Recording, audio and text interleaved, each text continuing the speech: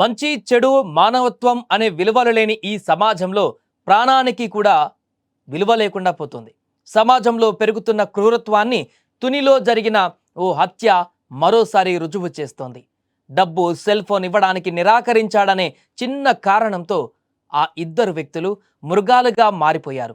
రాళ్ళు ఇనప రాడ్లతో దాడి చేసి ఓ నిండు ప్రాణాన్ని తీశారు. అత్యంత బాధాకరమైన విషయం ఏంటంటే అతడి దగ్గర ఉన్నది కేవలం 500 రూపాయలు మాత్రమే. ఈ చిన్న మొత్తమే అతడి ప్రాణం పోయేలా చేసింది. ఈ హత్య చేసింది కరుడుగట్టిన నేరగాళ్ళు, ప్రొఫెషనల్ కిల్లర్స్ కాదు, చెత్త కాగితాలు ఏరుకునే అల్లరి చిల్లరగాళ్ళు. నర్సీపట్నం మండలం ఎరకన్న పాలానికి చెందిన తనరా అప్పలనాయుడు భార్యాభర్తల మధ్య కుటుంబ గొడవలతో నర్సీపట్నం నుంచి వచ్చాడు. తీవ్ర మనస్తాపంతో బస్టాండ్కు సమీపంలో ఓ ఫ్లైఓవర్ వంతెన కింద కూర్చున్నాడు.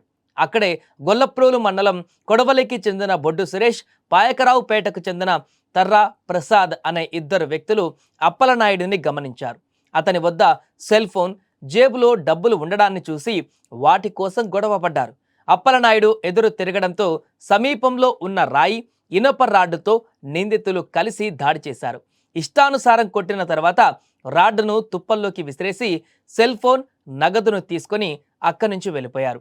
అయితే హత్య జరిగినటువంటి తర్వాత రోజు సమాచారం అందుకున్నటువంటి పోలీసులు రంగంలోకి దిగారు. సమీపంలో ఉన్నటువంటి సీసీ కెమెరాల ఫుటేజ్ ఆధారంగా సంఘటనా స్థలంలో దొరికిన ఆధారాలతో పోలీసులు కేసు దర్యాప్తు చేసి వారం రోజుల్లో ఛేదించారు.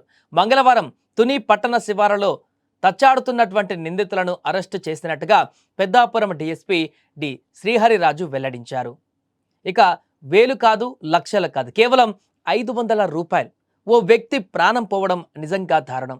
ఈ హత్య పైన మీ అభిప్రాయం ఏంటో కామెంట్ చేయండి.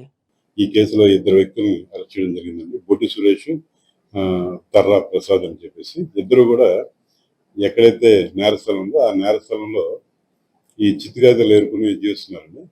ఈయన ఇందులో చనిపోయిన వ్యక్తి తానా అప్పలనాయుడు అని చెప్పి ఈయన నర్సీపట్నం ఏరియా భార్యాభర్తల మీద చిన్న చిన్న ఇష్యూలు ఉన్నాయి. దాంతో ఏంటంటే ఈయన మనసు బాగోక తుని నుంచి నర్సీపట్నం వచ్చాడు. ఆ నర్సీపట్నం వచ్చే వాళ్ళు ఆ నర్సీపట్నం బస్ స్టాప్ అది మ్యాక్సిమం అక్కడే దిగుతారు. ఈయన కూడా అక్కడే దిగాడు. ఈయనేమో దిగులుగా ఉండడం, ఒంటరిగా ఉండడం ఇదంతా గమనించి ఇందులో ఉన్న ముద్దాయిలు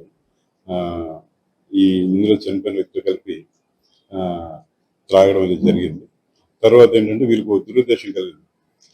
ఈయన దగ్గర ఏమో ఫోన్ ఉంది, కాస్ట్లీ ఫోన్ ఉంది, తర్వాత ఈయన దగ్గర ఇంకా క్యాష్ ఉండొచ్చు అని చెప్పేసి ఒక దురుద్దేశం కలిగి చంపేస్తే బెటర్ ఏమో అని చెప్పేసి దానికి ఆశపడి వీళ్ళ దగ్గర ఏంటంటే అక్కడ ఉన్న ఒక రాయి ఒకటి, అక్కడ పడి ఉన్న ఒక ఐరన్ రాడ్ ఒకటి, ఈ రెండింటితోని ఉపయోగించి అక్కడే వీళ్ళు చంపేశారండి.